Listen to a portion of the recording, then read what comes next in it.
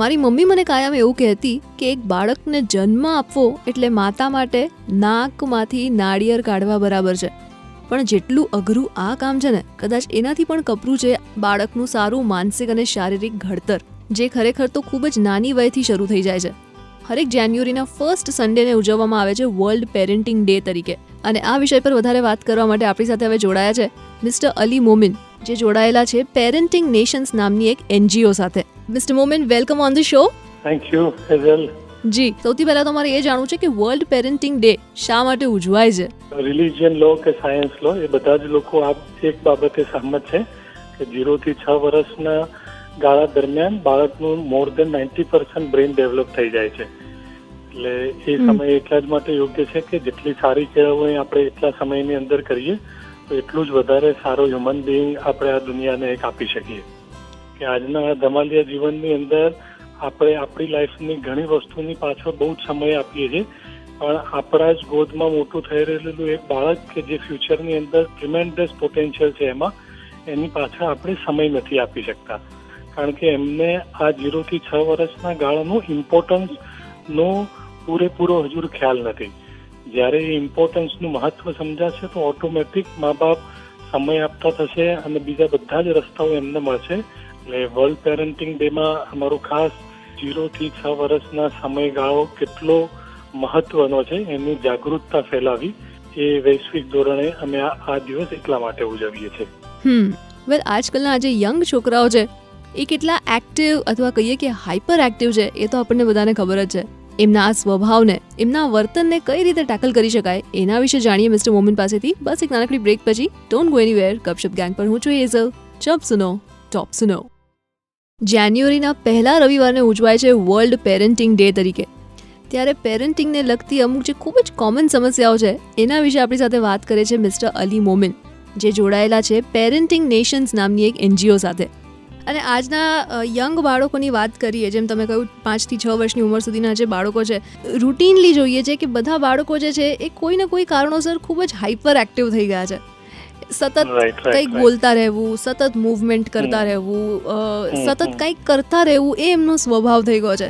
અને ક્યાંક ને ક્યાંક બાળકો એમ કહેવાય કે જિદ્દી થતા જાય છે, એમને ના સાંભળવાની આદત નથી રહી.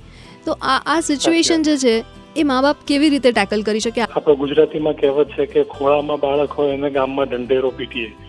બસ એ જ રીતે છે કે બાળક દરેક વસ્તુ મા બાપના જોડેથી શીખે છે.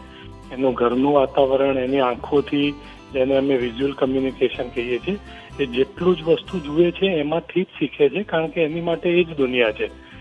બાળક કોઈનું સાંભળતું નથી. એનું સૌથી પહેલું અને સૌથી મેઇન રીઝન એ હોય છે કે મા બાપ બાળકને સાંભળતા નથી. બાળકને ઘણું કહેવું છે, એની મૌલિકતા એના બચપનમાં જે રહેલી છે એને વ્યક્ત કરવી છે, પણ આપણે આપણા આ જીવનની અંદર એને પૂરતો ટાઈમ નથી આપતા. ઘણી વખત બાળક રમતું હોય અને આપણને એમ કે ભાઈ નથી સાંભળતું, અને હું ફોન ઉપર કે કોઈ જગ્યાએ આપણે ગુસ્સે થતા હોઈએ તો એ વસ્તુથી પણ બાળક શીખે છે. તું ગુસ્સે થવું કોઈ વસ્તુમાં આ રીતે કરવું, that is normal because my parent is doing સો. એટલે હકીકતમાં દરેક પ્રશ્ન કે જે મા બાપ પોતાના બાળકમાં જુએ છે કે આને મારે સુધારવું છે, એનો જવાબ હકીકતમાં મા બાપમાં જ છુપાયેલો છે. કદાચ કોઈ જ બુક પેરેન્ટ નહીં વાંચે, કોઈ સેમિનારમાં નહીં જાય તોય ચાલશે, માત્ર પોતાની જાતને એવી વ્યવસ્થિત કરશે કે જેવી પોતાના બાળકને જોવા માંગે છે. ઓટોમેટિક આપમેળે જ વસ્તુઓ સહેલાઈથી સરળ થતી રહેશે. તો માતા પિતા તરીકે આપણો બાળકો પ્રત્યેનો અપ્રોચ ખૂબ જ સ્ટ્રિક્ટ હોવો જોઈએ કે પછી ખૂબ જ લિબરલ? પરફેક્ટ પેરેન્ટિંગ મેથડ શું છે એના વિશે વાત કરીએ બસ એક નાનકડી બ્રેક પછી. ગપશપ ગેંગ પર હું છું હેઝલ. ચપ સુનો, ટોપ સુનો. કઈ જાતની પેરેન્ટિંગ સ્ટાઇલ આપણા બાળકો માટે આદર્શ છે?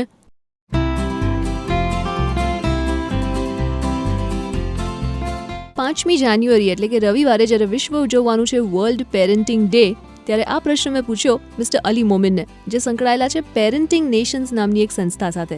પેરેન્ટિંગની વાત કરું ને તો 2 ટાઈપની પેરેન્ટિંગ સ્ટાઇલ્સ આપણે જોતા હોઈએ છીએ. એક તો આપણે જેને કહીએ છીએ કે હેલિકોપ્ટર પેરેન્ટિંગ, કે અમુક માતા પિતા એવા હોય છે કે સતત બાળકો ઉપર ધ્યાન રાખે છે, એમના ઉપર વોચ રાખે, શું કરે છે શું નહીં, આ કર, પેલું નહીં કર, અહીંયા વાત કર, પેલું જો, કોન્સ્ટન્ટલી એમનો પીછો કરતા હોય છે.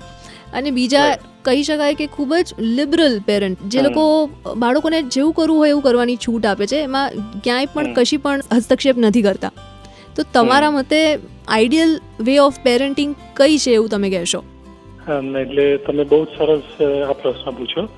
હું એમાં ચોક્કસ દ્રઢપણે એક વસ્તુમાં માનું છું કે હાલના પેરેન્ટ, તમે જેમ કીધું એમ, બંને કોઈ એક સાઈડ એક્સ્ટ્રીમ હોય છે કે કાં તો પૂરેપૂરી એમને ફ્રીડમ અને ના આપવી, અને અમુક પેરેન્ટ વધારે પડતી કદાચ ફ્રીડમ આપે છે, જે જરૂર પણ નથી હોતી. એટલે આનો ટૂંકાણમાં જવાબ એવો છે કે એ સંતુલન અને એ મધ્યમ માર્ગ પેરેન્ટે અપનાવવો જ પડશે. જો એ બિલકુલ એને છોડી નાખશે તો બાળક બુદ્ધિની અંદર ઘણીવાર યોગ્ય વસ્તુ ના પણ કરતા હોય. અને એ જાણવાની અને જોવાની જવાબદારી પેરેન્ટની છે કે આ કયું સ્ટેજ છે કે મારે એને ફ્રીડમ આપવી, કે મારે એને કોઈ વસ્તુથી સમજાવવો અને એની ઉપર એક કંટ્રોલ રાખવો. કમ્પ્લીટ ફ્રીડમ આપવી પણ ઘણીવાર યોગ્ય નથી હોતી, અને એ જ રીતે એની પર કમ્પ્લીટ એક હેલિકોપ્ટર પેરેન્ટિંગની જેમ સતત વોચ રાખવી અને ટોક્યા કરવું એ પણ યોગ્ય નથી.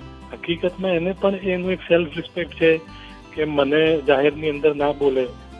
પેરેન્ટ જેટલા સાંભળી રહ્યા છે એક વસ્તુમાં કદાચ સહમત નહીં થાય, પણ જે હકીકત છે કે બાળકમાં પણ જે બદલો લેવાની વૃત્તિ હોય છે, જ્યારે તમે એની મૌલિકતા અને એનામાં ફ્રીડમને જ્યારે રોકો છો તો એ વખતે એ રિબેલિયસ થયા વગર એને યાદ રાખે છે, અને જ્યારે એના હાથમાં જ્યારે કોઈ નાની વસ્તુ આવે છે, દાખલા તરીકે જમવું જે એના કંટ્રોલમાં છે, તો એ વખતે એનો જૂની વસ્તુનો વિરોધ કરે છે કે મારે આ નથી ખાવું કારણ કે તમે 2 દિવસ પહેલા મારી આ વાત નહોતા માન્યા.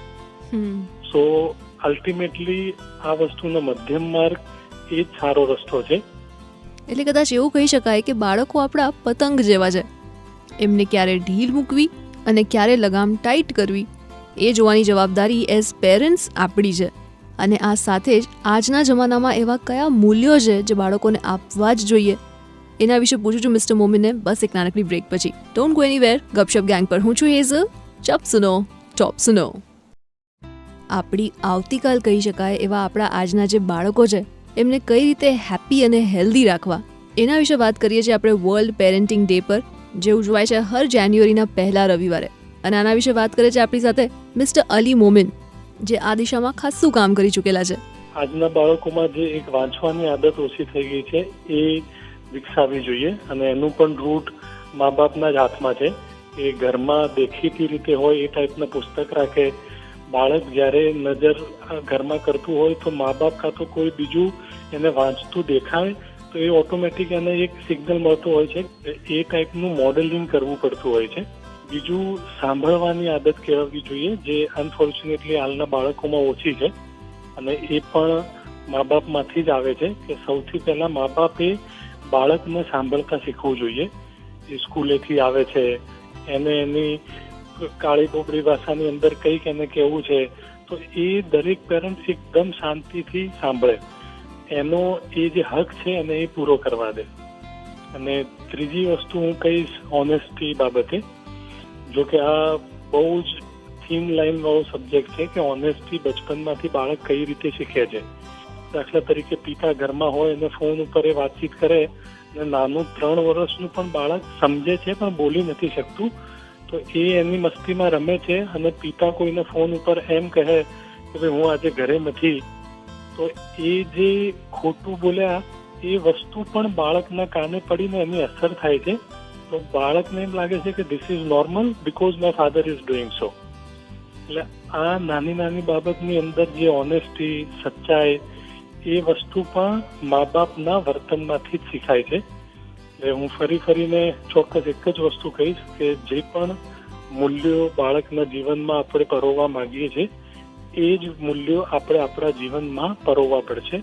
આ જ ગુરુ ચાવી છે પેરેન્ટિંગની, જે મોટા ભાગે આપણા હાથમાં કંટ્રોલમાં હોવા છતાં પણ આપણે માત્ર એમ સમજીએ કે કહી દઈ અને હું સારું પેરેન્ટિંગ કરું, પણ એ કહેવાથી નહીં, આપણે જાતે કરવાથી સારું પેરેન્ટિંગ થાય છે.